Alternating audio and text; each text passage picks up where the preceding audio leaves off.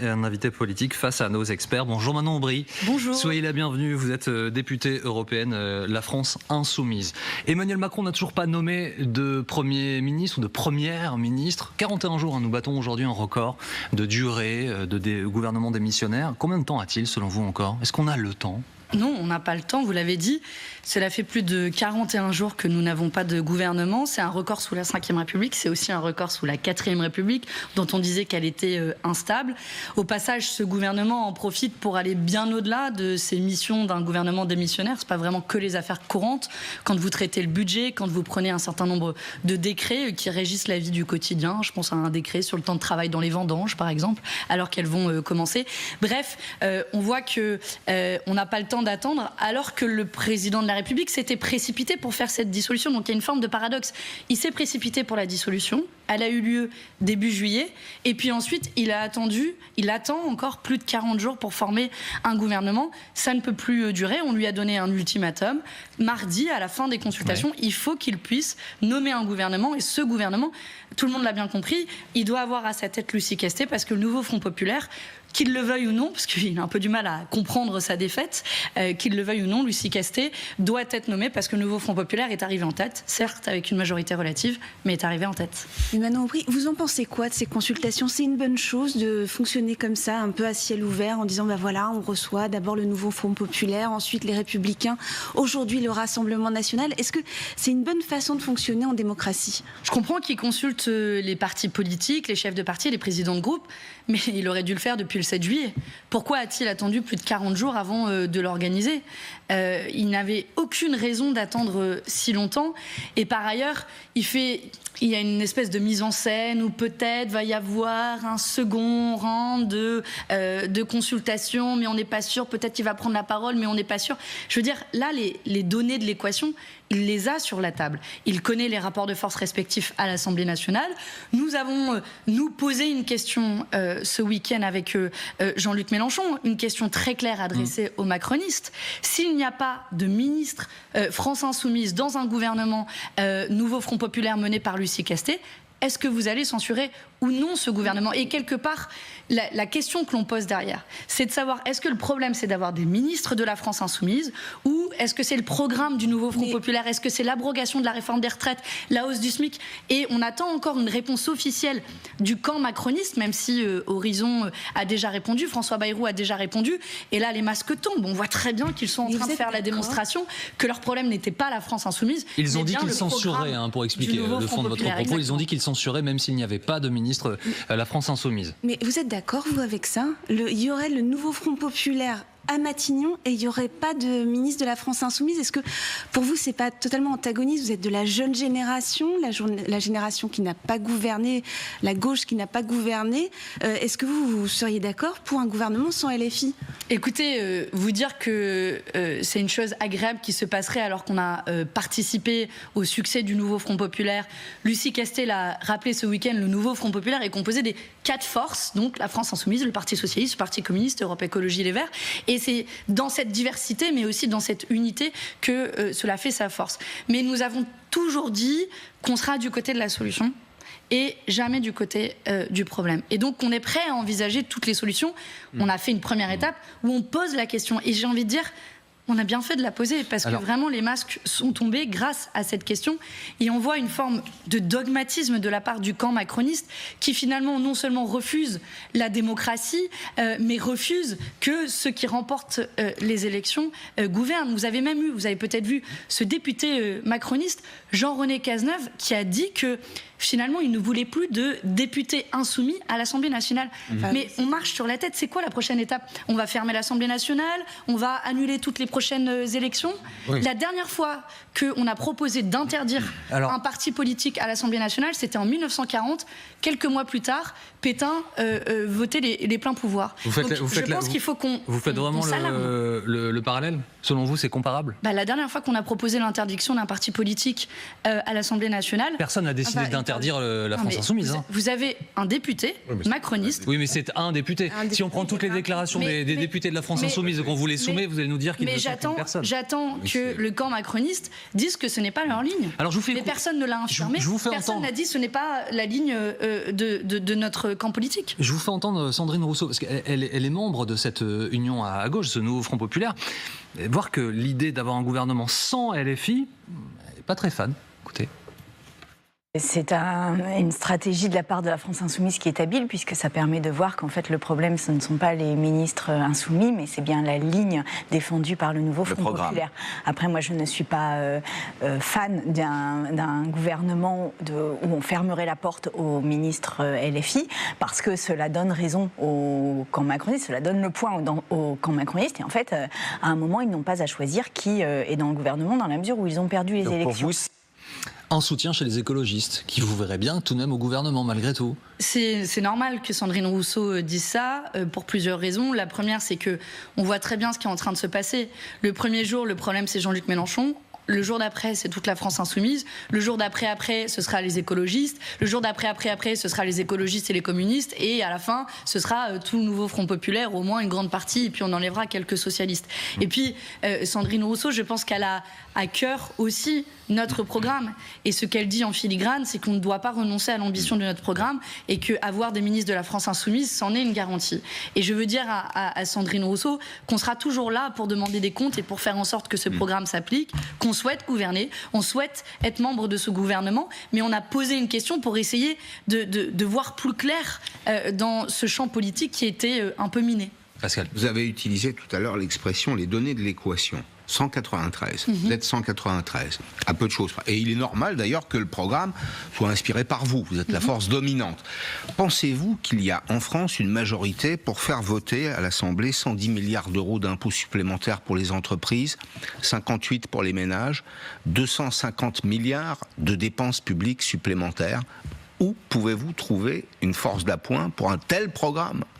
Plusieurs choses. D'abord, avant de faire peur aux Françaises et aux Français qui se réveillent le matin, qui sont à une semaine de la rentrée, qui se disent « Attends, on va prendre dans mon portefeuille », je vous rassure, Emmanuel Macron a fait 40 milliards de cadeaux fiscaux ces dernières années par an aux plus riches et aux multinationales.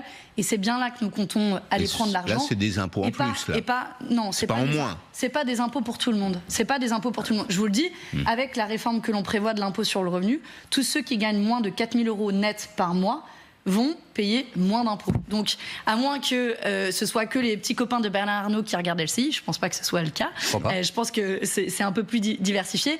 Les Françaises et les Français en moyenne paieront moins. En France, Manon Aubry, vous avez beaucoup de ménages qui gagnent 4 500, 5 000 euros. Par personne. Donc là, ce sera 8 000 euros par ménage. Qui ont 8 000 euros par ménage, je m'excuserai, ce sont les 8% les plus riches des Françaises et des Français. C'est vrai, mais c'est les plus contributeurs aussi à l'impôt sur le revenu. C'est ceux qui payent déjà le plus d'impôts. Et vous voulez encore leur en mettre une couche ? Non, mais là, vous nous donnez l'impression que les Françaises et les Français les plus riches sont trop taxés. C'est pas vrai pour les Françaises et les Français les plus riches. Les 1% les plus riches payent moins d'impôts que les 50% les plus pauvres dans notre pays. Ils ne gagnent pas 8 000 euros par mois. Ils gagnent éventuellement 80 000 ou 800 000 euros par mois. C'est pour ça qu'on veut rétablir de la progressivité. Et cette progressivité, elle va évidemment aller de plus en plus fort au fur et à mesure que vous allez dans la hiérarchie. Et donc, pour revenir à votre question, maintenant que tout le monde aura compris qu'on ne va pas toucher au portefeuille de la majorité des Françaises et des Françaises qui nous écoutent, même de 92% des Françaises et des Français qui nous écoutent, il y a, je pense, la possibilité de trouver des majorités sur un certain nombre de choses. Je me souviens que dans la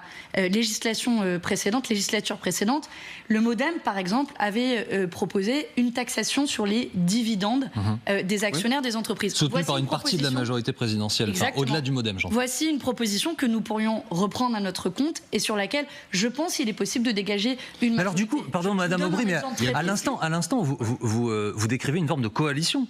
Vous décrivez un texte sur lequel vous pourriez vous mettre d'accord avec d'autres.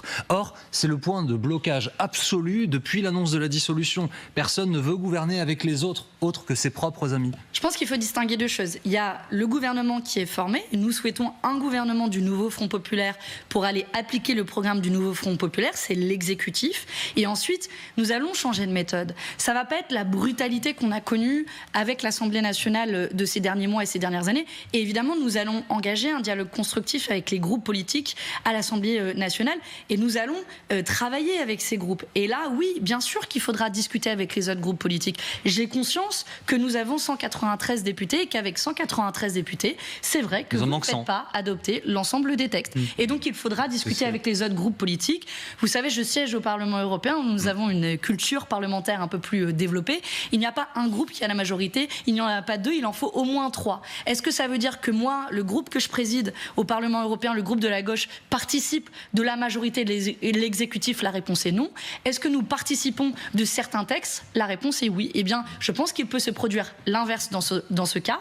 Le nouveau Front populaire, la gauche, gouverne dans l'exécutif et j'espère que nous allons pouvoir avoir des majorités texte par texte, ce que nous travaillerons avec une nouvelle forme, une nouvelle méthode de Donc c'est-à-dire pas de 49-3 par exemple, pas de 49-3. Je pense qu'il faut l'éviter au maximum, oui. Mais avec 193 élus, Madame Aubry... C'est un défi, c'est un défi. C'est un défi.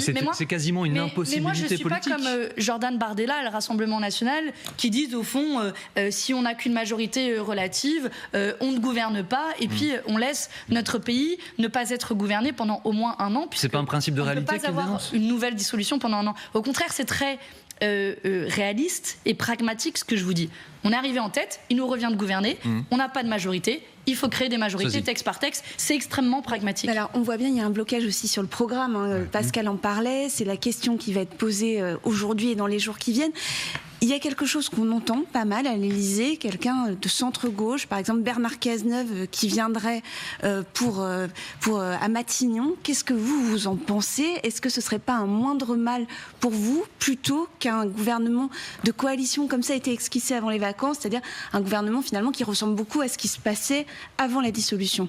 J'ai du mal à entendre et comprendre l'hypothèse Bernard Cazeneuve, au-delà des accords politiques que je peux avoir avec lui, notamment quand il a été Premier ministre, et puis c'est une autre forme d'incarnation du macronisme.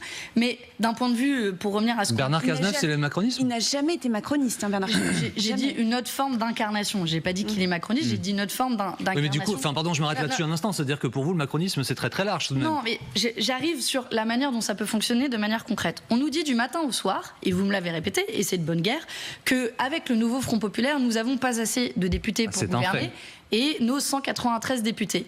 Mais on nous propose, ou on met dans l'idée Bernard Cazeneuve, qui lui-même dégagerait une majorité plus faible, puisque vous le savez très bien qu'une grande partie de la gauche ne soutiendra pas Bernard Cazeneuve. Et donc il y a une forme de paradoxe à nous dire. Mais il aura peut-être la moitié du Parti socialiste. Est-ce que vous pensez que ça fait une majorité? Vous pouvez le prendre dans tous les sens. Aujourd'hui, la majorité la plus large possible qui existe pour gouverner à l'Assemblée nationale, c'est celle du nouveau Front populaire et de ses 193 députés. Et donc il faut nommer celle qui est la candidate du nouveau Front populaire, à savoir... Sur le plan arithmétique, c'est pas sûr, parce que vous prenez une partie des socialistes, vous prenez le groupe Lyotte, vous prenez la majorité, l'ex-majorité, la minorité autour du président de la République, ça fait plus de 193. J'attends de voir. Si vous me faites la démonstration... Non, moi, aucune démonstration, c'est juste des chiffres. Gouverner sur ce bloc politique-là, avec un programme cohérent et quelqu'un à sa tête, on peut en discuter et je suis respectueuse de la démocratie.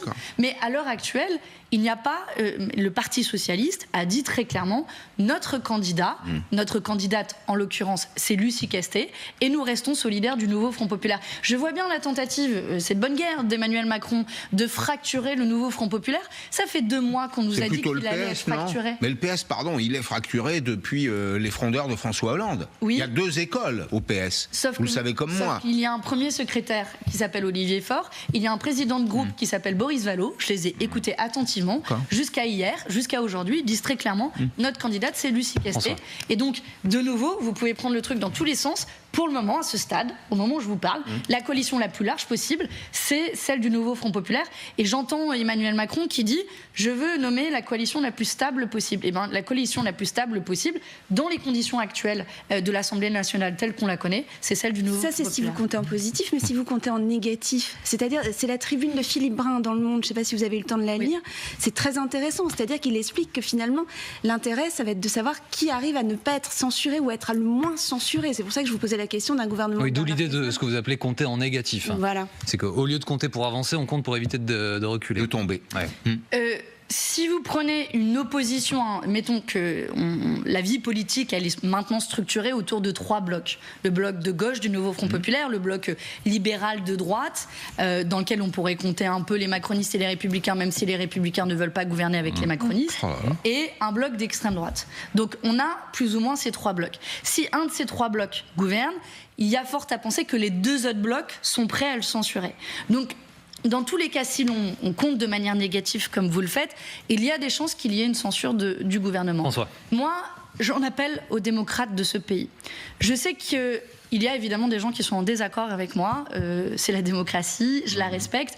Encore que je pense que quand on parle d'affronter la rentrée pour faire en sorte que les fournitures scolaires soient gratuites, quand on parle d'abroger la réforme des retraites, je pense que ces propositions 500 € de chaque rentrée, sont très consensuelles. Pas mal. Bah oui, c'est pas mal, mais ça ne s'adresse pas à l'ensemble des familles de notre pays. Je pense que allez voir en Angleterre ou en Allemagne, ça n'existe pas. Hein. Oui, comparaison n'est pas raison. Et quand on se compare à pire, bien sûr qu'on sera toujours mieux. L'Allemagne, c'est pas loin. Mais moi, je veux faire en sorte.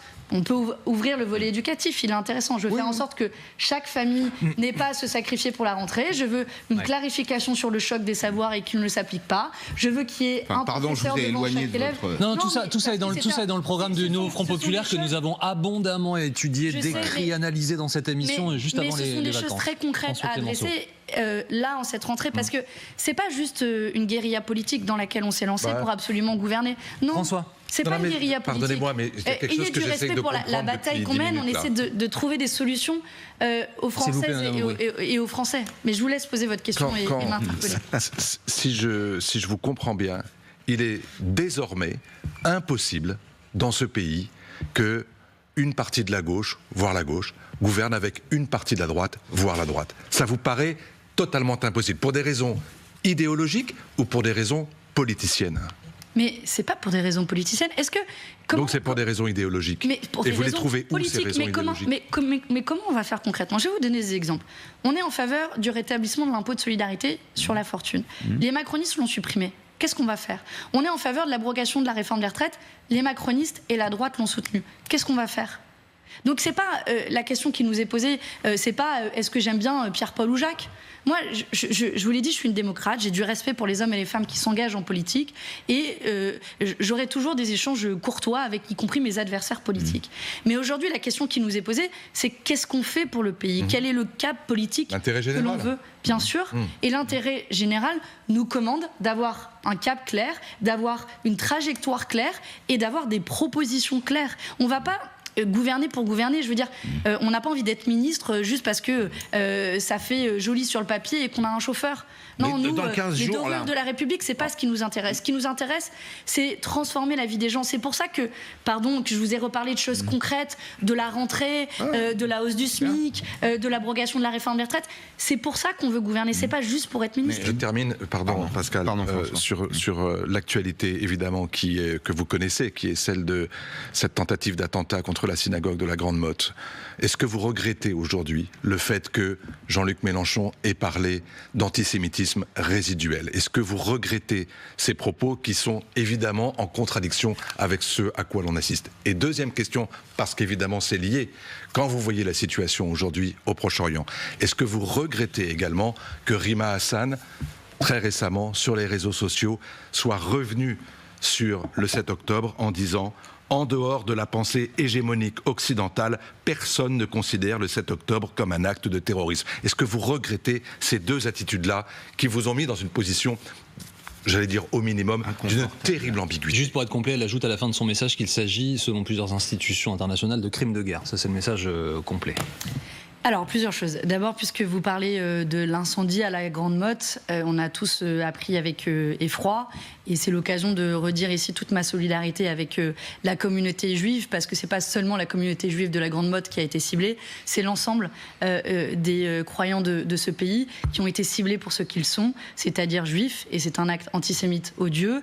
Je me félicite que son auteur ait pu être arrêté. J'espère que l'enquête pourra se dérouler dans les meilleures conditions possibles et qu'il pourra être condamné. Et non, l'antisémitisme n'est pas résiduel dans notre pays. Et la démonstration a été faite ces derniers mois par le nombre d'actes d'antisémitisme qui se sont multipliés. Jean-Luc Mélenchon, quand il parlait d'antisémitisme résiduel, parlait des manifestations pro-palestiniennes qui défendent un cessez-le-feu à Gaza, qui sont régulièrement ciblées, pointées du doigt comme étant des manifestations antisémites, alors qu'elles visent une chose, à faire revenir la paix dans la bande de Gaza. Et puisque vous parlez du conflit israélo-palestinien, nous avons toujours dit qu'il fallait précisément faire la différence entre le gouvernement d'extrême droite de Benjamin Netanyahou et la communauté juive. Et que même en Israël, il y a d'ailleurs une contestation du gouvernement de Benjamin Netanyahou. Et je vais vous le dire très calmement parce que c'est la rentrée, que voilà, j'ai répondu et on va terminer là-dessus. Et que j'ai envie d'être de bonne humeur avec vous, mais j'espère que ça va durer. Le parallèle qui est fait entre la responsabilité de la France insoumise dans l'antisémitisme, comme vous venez le faire en quelque sorte dans votre question, et les actes antisémites, je vais vous le dire très calmement, c'est odieux. C'est odieux et jamais une personne à la France insoumise n'a été condamnée pour antisémitisme. C'est loin d'être le cas à l'extrême droite, c'est loin d'être le cas dans l'histoire politique, et c'est eux qui ont construit cette idéologie. Dans notre position, nous avons toujours et nous combattrons toujours avec beaucoup de fermeté, beaucoup de conviction et des moyens aussi l'antisémitisme dans notre pays. Merci beaucoup Madame Levreux d'avoir été la première invitée de la saison de notre 6-9.